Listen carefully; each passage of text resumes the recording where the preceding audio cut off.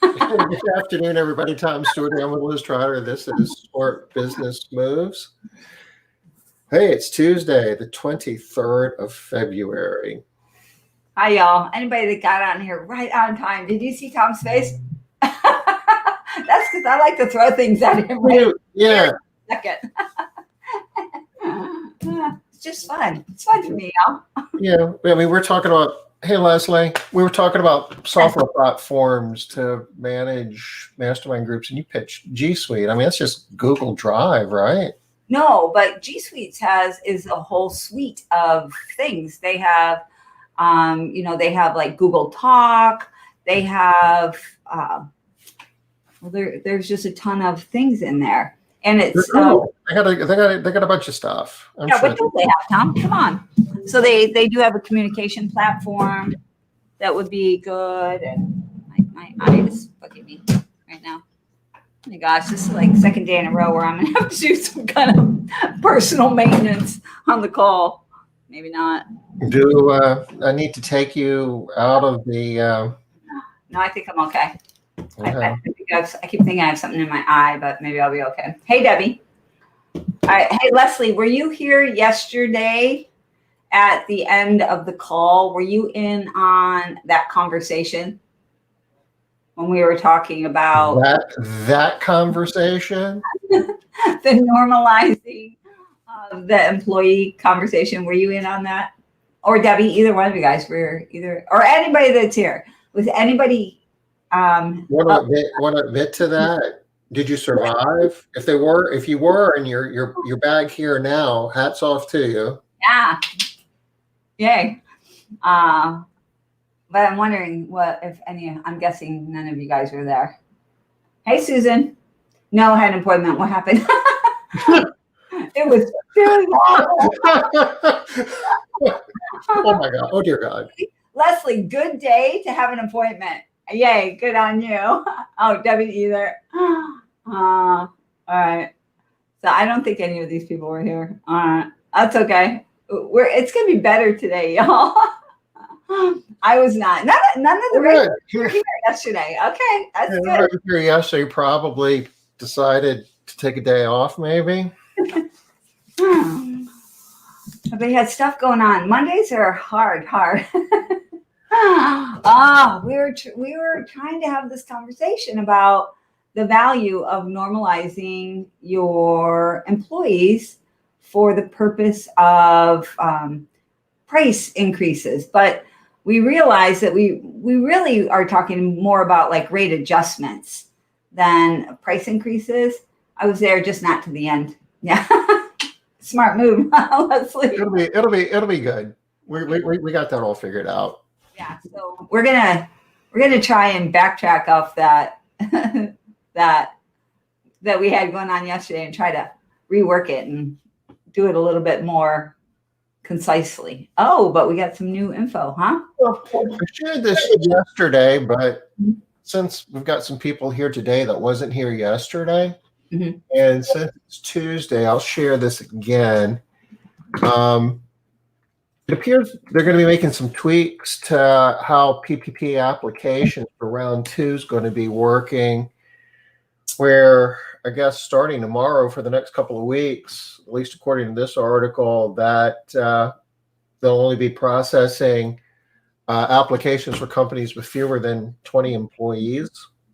So if you got fewer than 20 employees or 20 or fewer, I guess, that would be increasing your odds that you're going to get a favorable outcome quickly. If you got more than 20 employees, I would think that you'd want to get together your information and do that application before tomorrow. Yeah, Linda, Denise, one of you guys, could you copy this information and help me remember to get it into group for Receipt Lady? We need her to have this information ASAP. If this individual has more than 20 employees. Less than 20, but there's a sticking point for her. She needs to know that this is happening. And how long is it? 2 weeks, right, Tom? 2 weeks, yeah. And the other part of it is the way the law is currently written, the application process goes away completely at the end of March. So anyway, you slice it, you got about five more weeks, I guess. Yeah, exactly. Yeah, Susan. Thanks, you guys. I appreciate it. Thanks, Susan. I mean, yay, Susan, you already got your second round. I think a lot of people have gotten their second round, but they still have quite a bit of money left. But now they're really trying to get. They've allocated less than half of it. I mean, there doesn't seem to be any concern that they're going to run out. Yeah. Just they change things, so you never know. I'm concerned that after, yeah, I don't know. I don't really have any kind of big concerns. I just know that they change things, and so sooner is better on this. Get your money. Get your money. Get your money now. Get your free money. Yeah, free money. Okay, well, this is where we were yesterday. Just seeing it is stressing me out. Let's just go ahead and get this over with, okay? Okay. Let's take our medicine and stop whining. Okay, here we go. You're going to have to kind of start at the beginning, but we're going to talk about it as far as rate adjustment. So that's going to make it easier. Yeah, well, why don't we start with something that we can all agree on? If we can get a higher average bill rate per cleaning, we'll be more profitable. We all agree on that, right? Absolutely. Right. Everybody agrees, right? If you're getting $45 per hour, you'd rather get 46 as an average across your company. I don't think anybody's denying that. So yes. So the question is, how do you do that? And you need to manage the process. And if you can't measure it, you can't manage it. And averages are one thing. Averages are awesome, but averages are comprised of, if your average is 45 and you're shooting for 45, that's awesome. But you know what? You've got a number of service sets. You got a number of homes that you service on a regular basis that you're making more than 45. Yay, team. But you've also got a number that you're making less than 45. Yes. Not all of them are exactly 45. No. So the key is, and if you graph this, and I need to do this. I need to show you with some real data. I've done this before in times past.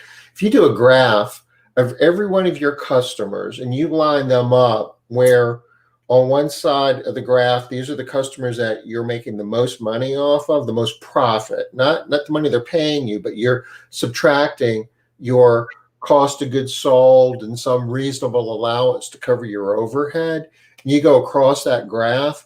By the time you get to the end, that graph goes up pretty steep, then it starts to flatten off, and then it starts to get flat. And then on the very end, for the last bit of customers you have, it drops off a little bit. It goes down, which means if you don't want to fire them, but you really need to do something with them, you need to charge them more, reduce the scope of work to get cost out of it, make some type of adjustment, because if you just keep doing what you're doing, you're making less money by cleaning those last few homes than what you would if you didn't.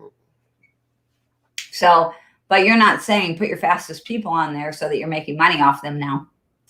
No, that's kind of a that's what most people do, right? Illusion. If your solution to making money on underpriced homes is to put your fastest people on them, you're still leaving a lot of money on the table.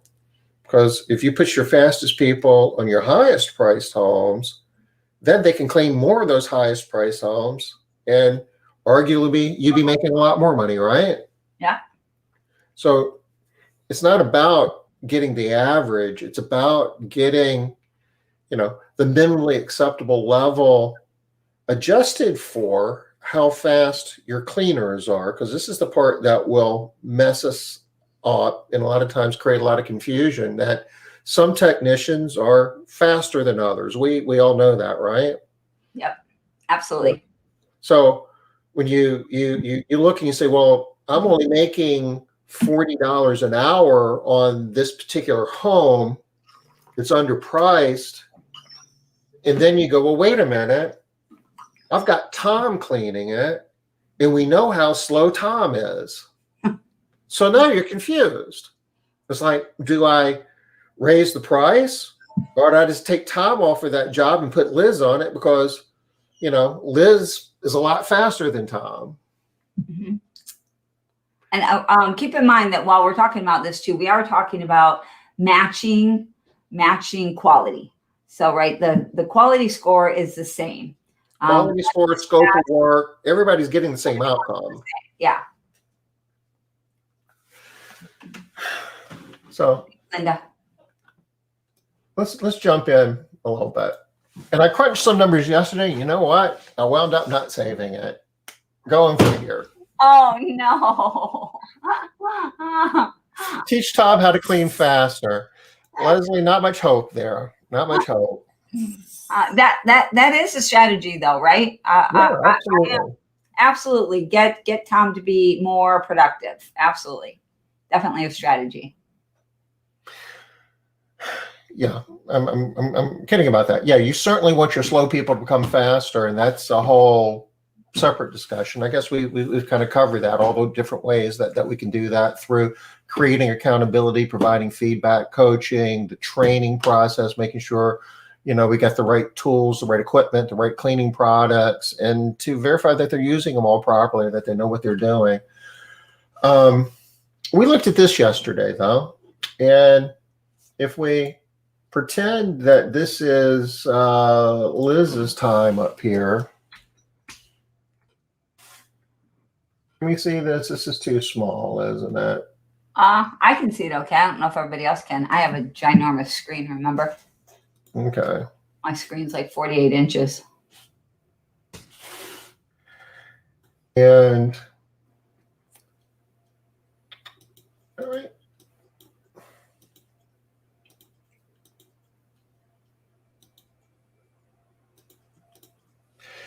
If these are the allowed times for all these various jobs, and the allowed time is the time that we would anticipate what we call the normal worker, or in our case, the normal cleaning professional, the average, the one that works at an average rate, it would take them to do it. And for these 30 jobs, and we're doing like a sample of 30 jobs that Liz has performed, because a lot of times in the lack of having better data, 30 is a pretty good sample size to make some type of judgment in terms of what the average truly is. So we got 30 homes that we sampled, and these were the allowed times of the homes that Liz cleaned, and these were the actual times that Liz cleaned.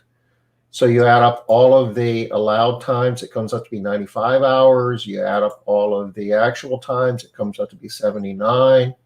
So I take the 95, the allowed time, divided by the actual time, the 95 divided by the 79, that gives me 1.2 and change.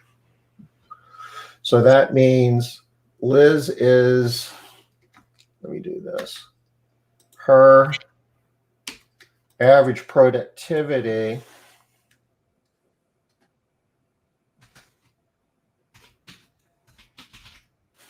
is 120%. Okay. Okay. Let's pretend that we do the exact same thing for Tom. Okay. Well, we've already established that Thomas? Tom's not an awesome cleaner, and he's a little bit slow. This is what we're going to do. We're going to flip-flop the allowed times and Oh, times. I don't know how you're going to do that, Tom. That's smart. So what we're going to say in this case is the allowed times for Tom for the 30 homes that we sampled for him wound up to be 79, and the actual time wound up being 95. So if I do the arithmetic, Tom's average productivity is 83%. Okay. That's not awesome. Nope. So what does that mean if you've got, a house here that the allowed time let's pretend, is 4 hours. Okay. Okay. If Liz cleans it, we would expect Liz to be able to clean this home here in 4 hours in 120%. 3.3. Very exact same home. We would expect Tom to take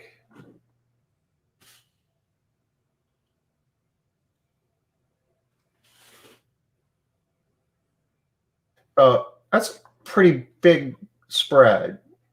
Yeah. We agree? Oh yeah. Hour and a half difference there.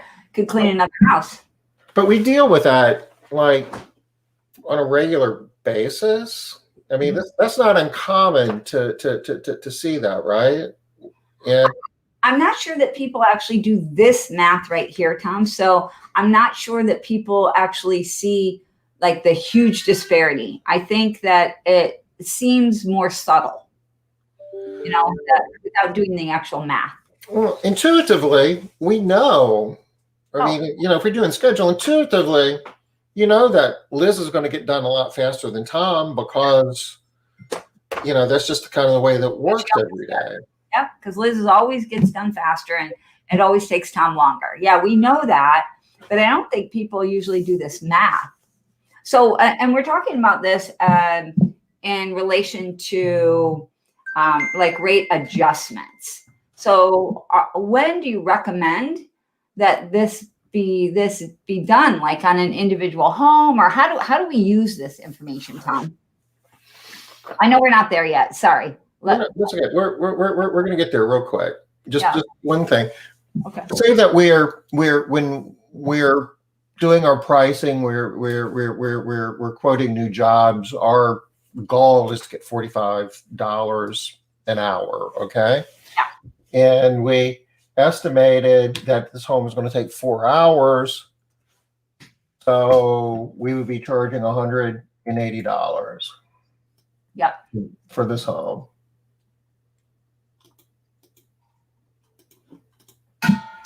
No, that's awesome. But when I look at the revenue per hour I'm getting, let's do this.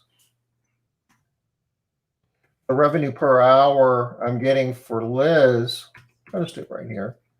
Yeah. I take that 180 and divide it by 3.33. That's 54 an hour. So I'm thinking, wow, I priced that. I'm killing it there, right? I mean, you as the owner are getting $54 from my work. Right. I got, I'm getting more than what I was shooting for. I was shooting for 45, but I guess I quoted higher than I should have. I mean, intuitively, you kind of know, well, Liz is fast, so I'd expect for it to be faster. This is where we get ourselves in trouble. If you look at Tom, hey, holy cow, I'm only getting $37 an hour with Tom. I must have underbid it, you think? Do I need to raise the rate on this? I think what some people do, and a lot of people do, is they're like, I can't raise the rate on that because the only reason it's coming in at $37.42 is because Tom's cleaning it. So I have to be able to count on that Liz is cleaning her houses faster to cover that $37.42 that could cover Tom's money. That's why percentage does well for us most of the time. Yeah, like charging percentage. But let's do it another way. Let's pretend that Liz cleans this house and her actual time winds up being 3.75 hours. Okay? Yep. Let's blow this up so it's easier to say.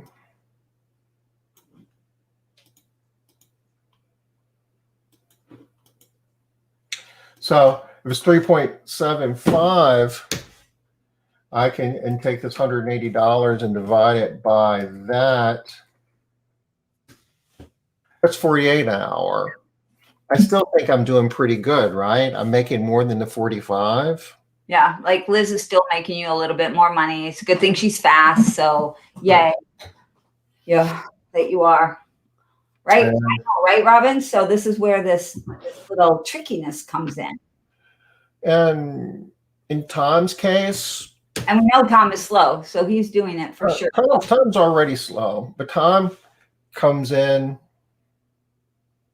We'll try him still at 4.81. No, I want to do it at 4.25. Okay. So just a smaller gap. Yeah, Tom's still slow, but he's not horribly slow. And I'm going to go over here. Oops.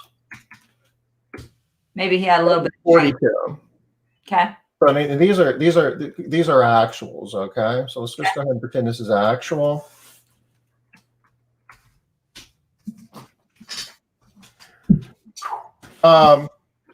So I would look at this and say, well, I guess I did okay with if Liz is cleaning it, but I'm still not making what I need to make when Tom's cleaning it. So Denise, this example here is assuming that Tom and Liz both have cleaned at least 30 houses to be able to have gotten this number. So it doesn't look like Tom's going to be getting a whole lot faster. Now, again, like Leslie said earlier, we can give some more training to get Tom faster. But at this point in time, even if you do really excellent training and you have an ongoing training program, I think everybody's going to recognize that you have some people that are faster and some people that are slower. You don't typically have a situation where every single person in the company cleans at the exact same speed. So that's kind of what we're talking about here.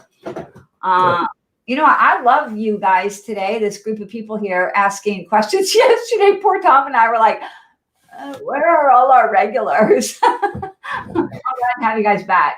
Thank you very much. It was a lonely place here yesterday. Hard.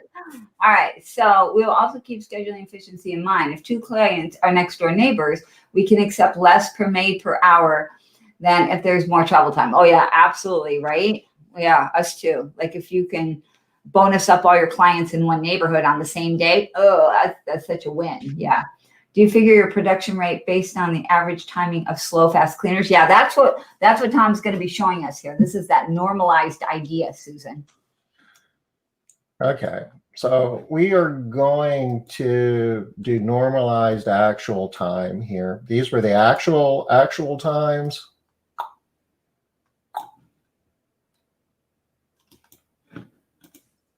And the way that we do this is I go back to these productivities and just what do you mean productivities?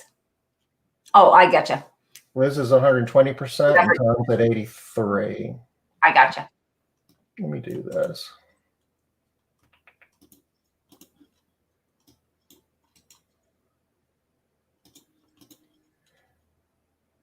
I'll just put it here so it fits.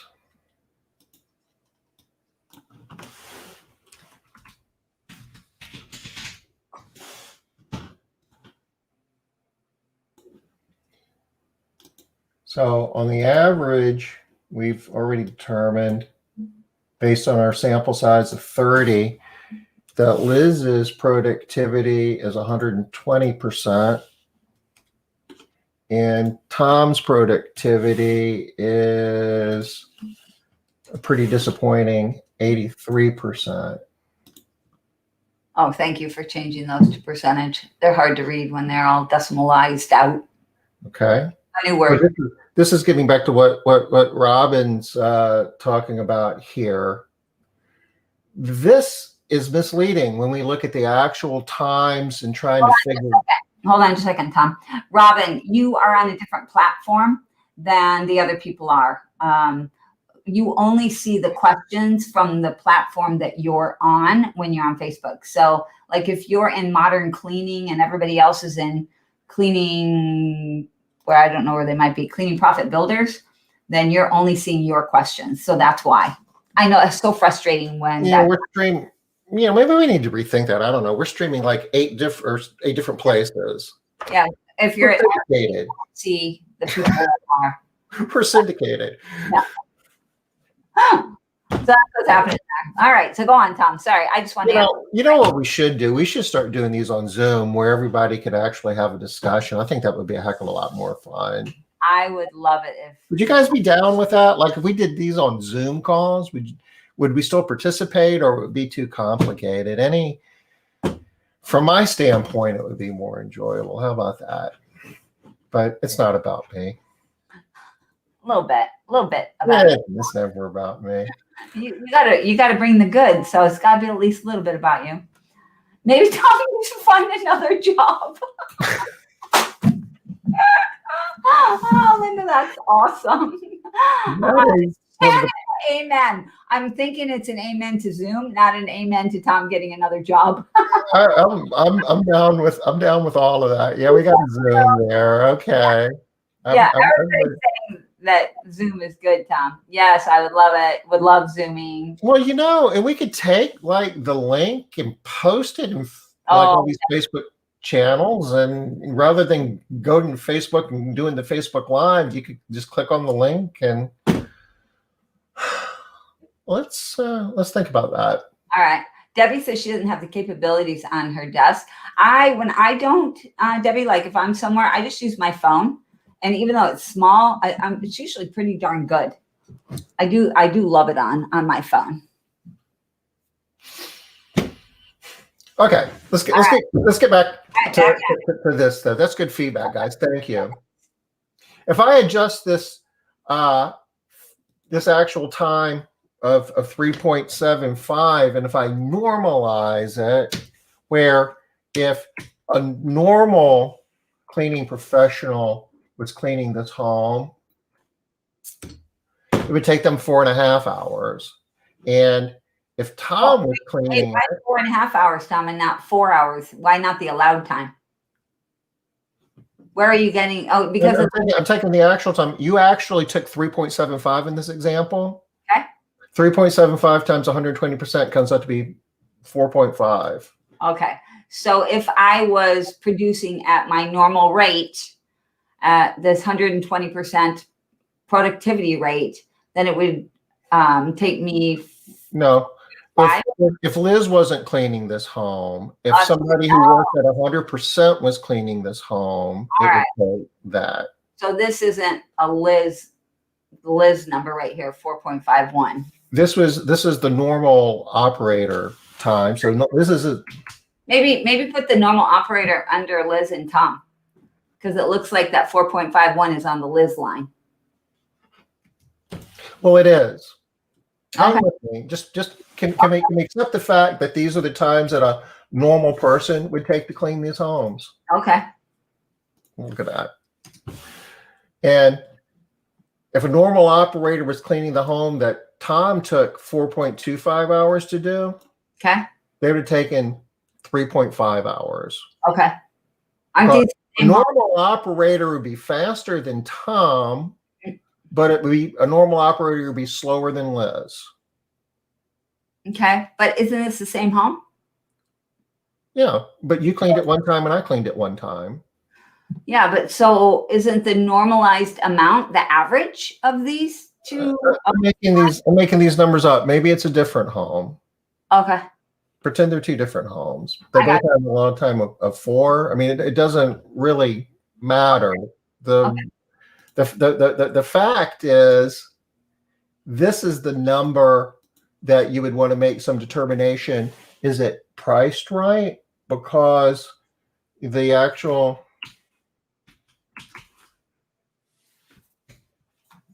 I did two different examples to prove a point. So pretend they're different homes. I guess that would make more sense. Yeah.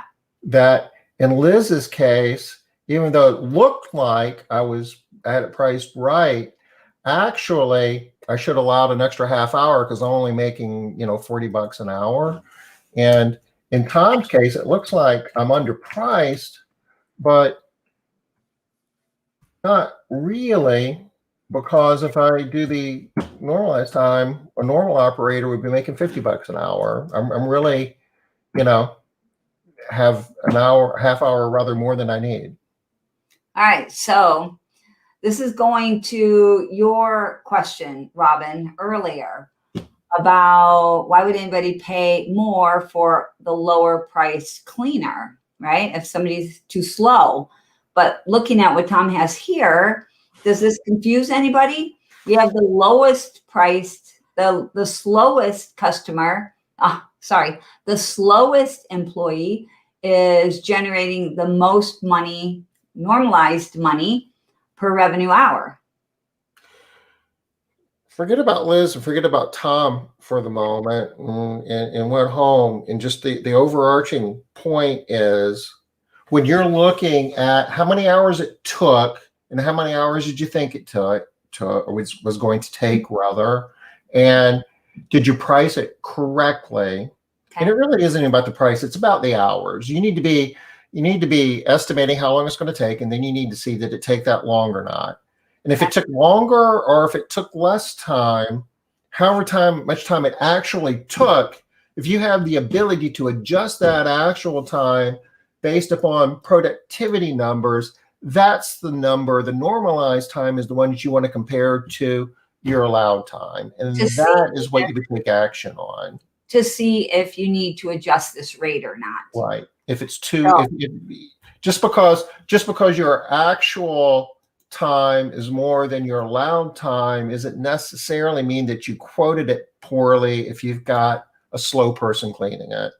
Right. Likewise, if your actual time is in this case actual time is less than your allowed time, it doesn't necessarily mean that you priced it, that you estimated it correctly either if you had a fast person cleaning it.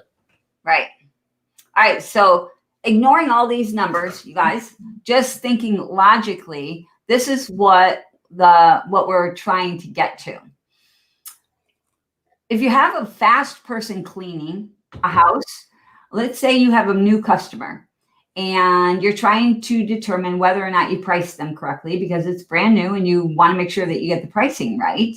You would not want to just take Liz's time in the house and say, oh no, okay, I didn't price it right. Conversely, you also wouldn't want to take just Tom's price or Tom's time and say, uh-oh, I didn't price it right. Instead, you would want to get this normalized time, whatever your normalized time was. So that's the number that you would use to determine. So if Tom was the one that cleaned, you wouldn't use the 4.81. You would use the normalized of 3.53, right, Tom? Well, if Tom's cleaning the 4-hour house, you would expect him to take 4.81 hours. And what's the normalized number, though? Well, the normalized allowed time is 4. Okay. So I'm lost. So we're confusing him. The allowed time for the home is 4 hours. Yeah. Right. So why are we doing all this then? We already had that number. That's the number we started with. If I'm trying to determine if I priced correctly or not, I thought I want to go look at the normalized actual and not look at these numbers here are basically just showing you at these percentages how long they normally somebody 120 and somebody at 83. Okay. Yeah. So this is just pure arithmetic. Yep. I made these numbers up to illustrate a point because I look at this number 3.75, which is less than 4. I think I priced it well. I think I guessed right, and that's good. I don't need to do anything, but that's misleading because Liz is so doggone fast that if I normalize it, it's like, crap, I should have priced it, an extra half hour on that job. Which is what I said, that you should go to the normalized actual, and that's the number that you should be making your determination. This should be the number that you would increase this particular half hour. This is Mrs. Johnson. We charge Mrs. Johnson $180. Mm-hmm. And we have her down as 4 hours, and Liz cleaned it for this example with Mrs. Johnson. Liz cleaned it in 3.75 hours, but it was a 4-hour job initially we set up. That means the normalized actual for Liz would really be 4.51. So that's actually underpriced for Liz to have of clean it, where we would probably think, and again, I'm trying to point out that without looking at all the numbers, what our natural way of leaning, what seems logical is, oh, I must have priced it really well then. I know Liz is fast. She got done faster than the 4 hours, so I priced it well. Look, it's good. Or I priced it for 4 hours and Tom was only 4.25. I know he's slow, so good. I priced it right. And so the point is that the math shows you that logic is actually not logical because of the normalizing. In Liz's case, if you're shooting for $45 an hour, instead of charging 180, you would probably be better served to charge 202. All right, so now I got a question. Does everybody on here understand why, if Liz cleaned Mrs. Johnson's house twice, let's say, okay, and her actual time in the house averaged out to 3.75 hours, that this job was actually underpriced at 180 and should be 202.93? Does everybody understand that? Yeah. I'm afraid of that, Tom. Okay. All right. So I'm going to try and say it a smaller way without all the numbers. Because when we start throwing in the numbers and we're trying to figure that out at the same time, it gets a little bit more confusing. So let me try this. So let's say we have, I'm going to explain what normalized time is, Denise, in a little bit different way. So Liz is, no, it's so confusing. All right. It's okay. We'll bring this in. This will make sense before we're done. We will. All right. So Liz is normally cleaning the houses fast. Her average over 30 houses, she's 120% faster than the normal, than an average employee is. Okay. So we know that she's 120% faster. All right. So she cleaned Mrs. Johnson's house and it was set for 4 hours and $180. And Liz cleaned it in 3.75 hours.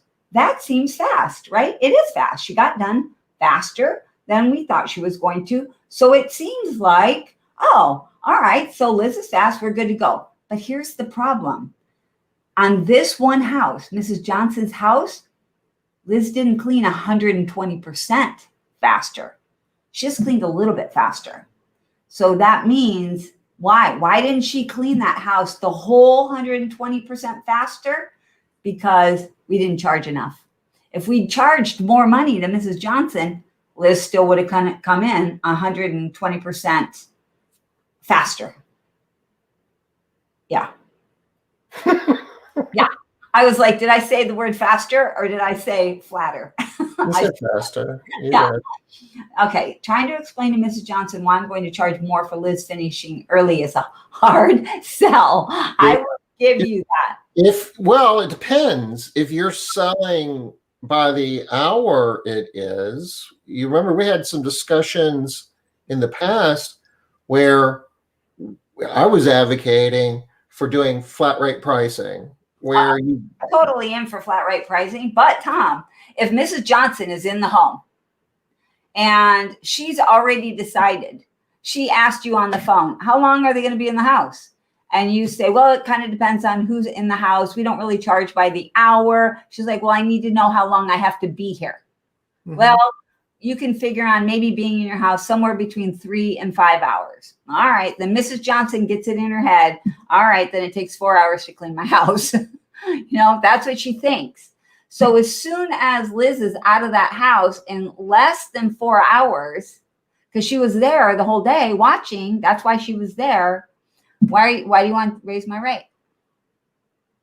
Liz was there. You said it would be 3 to 5 hours. She was only there like 3 hours. And of course, they exaggerate. She was only there like 3.5 hours. Why are you raising my rate? It's a hard sell. But I'm going to, that's right, Denny. We don't want to tell them how long we're going to be there or how long we were there, any of that stuff, which is to Leslie's point. And you're right, it is a hard sell once it becomes about the hours. So you have to, again, pull that back and get the customer to understand that they're paying for the value and for the job to be done. And then, Tom, so what is the spiel to say to Mrs. Johnson, who's like, I don't understand why you're raising my rate? Well, what are you raising my rate for? Because you can't say it took longer, because there, it didn't. Well, it did take longer than what it should have, because we sent Liz, and in this case, for Liz, we thought it would have been 3.33, and it was really 3.75, and Liz's time is worth more than Tom's time, so the math comes out to be 202. So you do bring it down to time then?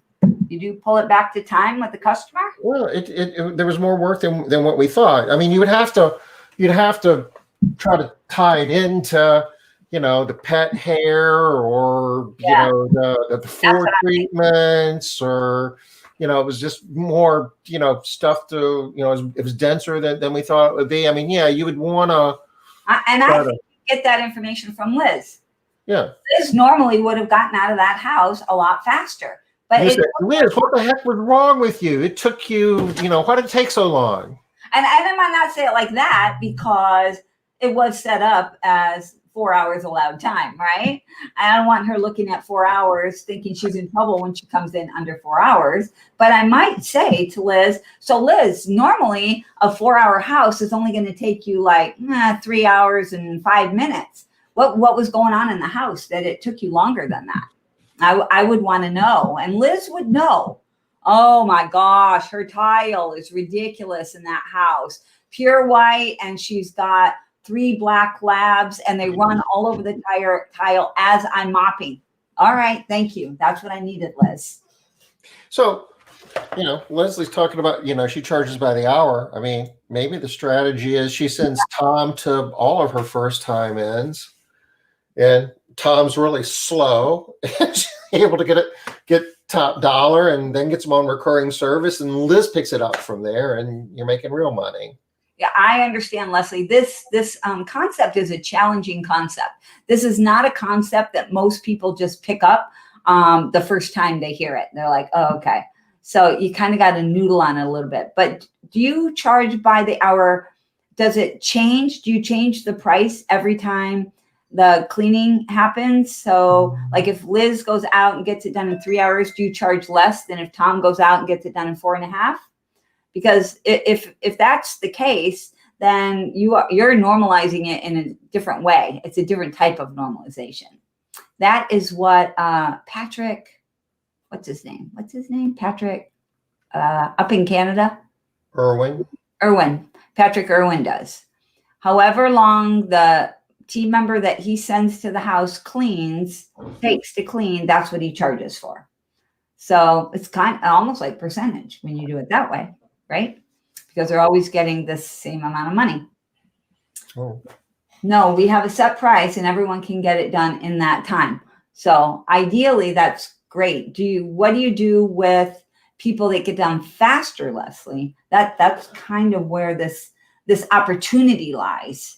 So if you have somebody like Liz who's getting it done faster than everybody else, do you make any changes? I know at least 2 companies. I'm pretty sure Maria was one of the people that when she would have somebody that was really fast would feel compelled to give a price reduction to the client. Would say, hey, we're able to get the house consistently done in this amount of time. So we can, give you back. Your price is going to go down by $8. Well, I mean, if you wanted to follow that routine, then if you looked at Smith's house, which Tom cleaned in 4.25 hours, but if you adjust the allowed time of 4 hours by 83%, the normalized time is 3.53.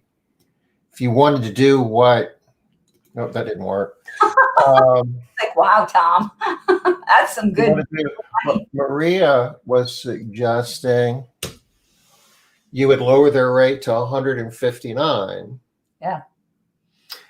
But I think what most people do, Tom, is what's the average of your 202 and your 159? So let's see, it comes down to efficiency training. Absolutely. Efficiency training is, not to be denied.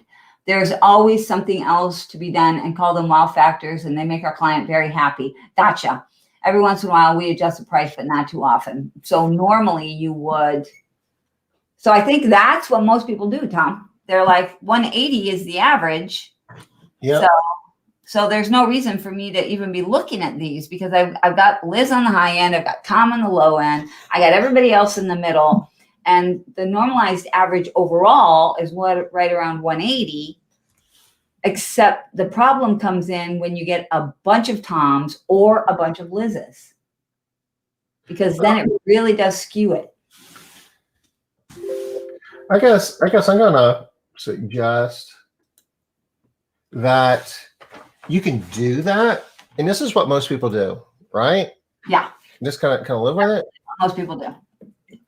But they don't really even do that. What they wind up doing is is more like what's happening over here, that they just leave it as 180 and go with it. No rate adjustments or anything. Right. I would suggest, if you're able to get the normalized, actual time, then in Liz's case, you would go to 202. And in Tom's case, you would leave it at 180, and your average goes to 191.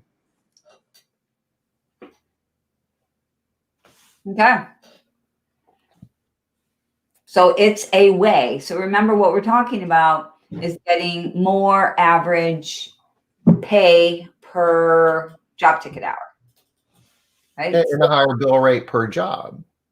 An average higher bill rate for job. I mean, it's the whole topic here. And by doing the normalized time, regardless of if the actual time was below or above what the allowed time is, you need to normalize that actual time. And if that is higher than what the allowance is, look for a rate adjustment. And so the reason why we're pointing this out is not because this is something that you should be doing every single day, every single time you clean a job. You don't need to be looking at this. But when do you want to be looking at, when is it time to adjust the rates on a job, Tom? Is there a time? Is this something you do once a year? Is it something you do? I guess, we've talked about this before, and this is actually a process that I picked up from you, that you taught me, that we applied to Castle Keepers. It's after the first 3 jobs for a recurring customer. That's a good time. I think there's other times to do adjustments as well, y'all. When somebody gets all new flooring in their house, Sure. Maybe they have a new baby, right? They do, when the scope of work changes, it's time to be looking at a rate adjustment. Or if the members of the house change. Yeah, Denise, I know. So many calculations. And Leslie, again, not arguing that there is a lot that can be done in training. I personally have just never seen a situation where any company was able to train all of their people to clean in the exact same amount of time. I just haven't seen that. And in this scenario, Leslie, make no misunderstanding, we're not happy with Tom being at 83%. I mean, that's a whole separate project that we talked about a couple of weeks ago, that we're going to be, doing some work study, figuring out why the heck is Tom so slow, and what can we do to improve Tom's time, and make sure that we're coaching Tom to know that Tom is 83% to standard, and we want to correct that. But if we do, we're going to be making more profit yet, right?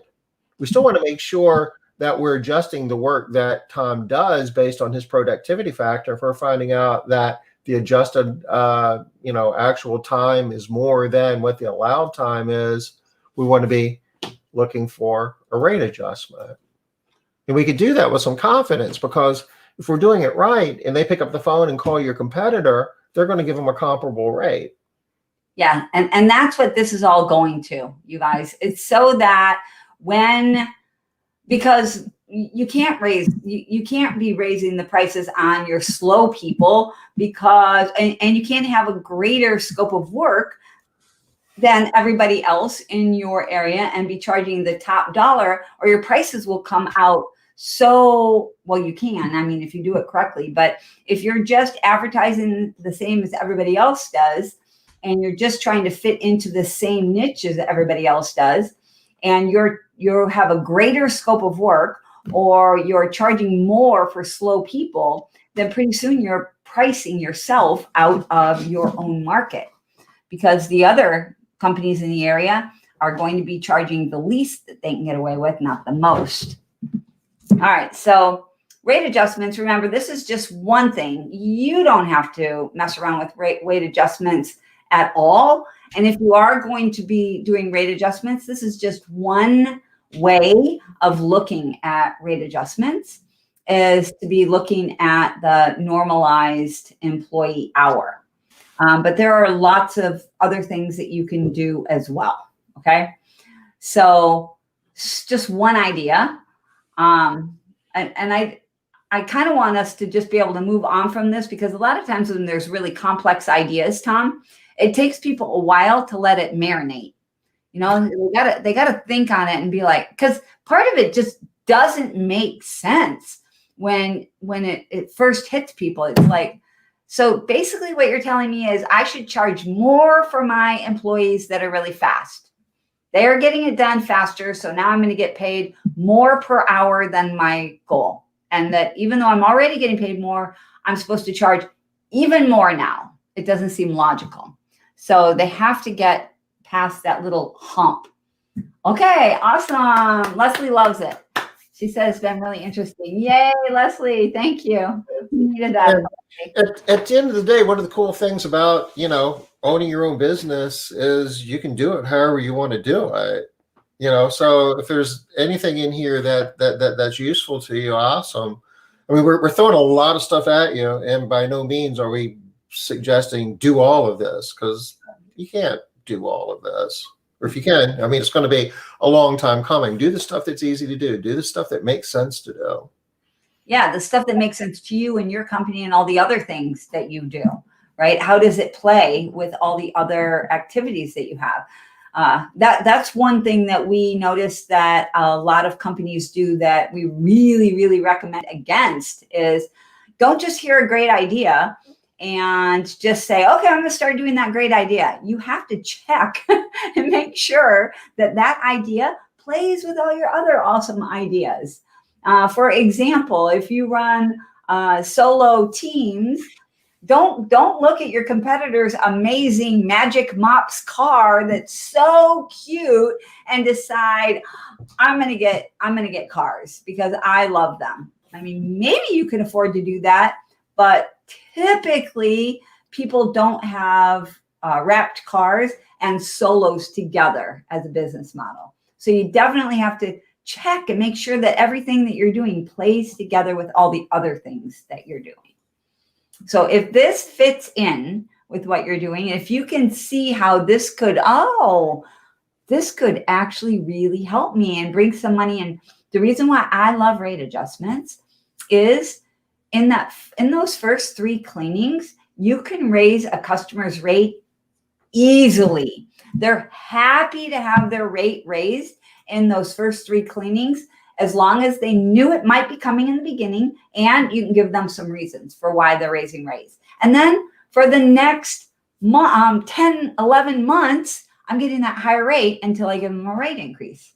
So that's the reason why I love rate adjustments. Otherwise, it's a struggle for the whole freaking year. You're struggling, trying to get Tom to go faster, get the scheduling person not to put the wrong person on that job, trying to make it work, trying to cut some corners here and there. If somebody does, it's like, yeah, but we're not making money. So maybe It's just a whole big thing. If you get the right price up front, you're making more money for a longer period of time. And you can just check mark on Mrs. Johnson. Yep, making money there.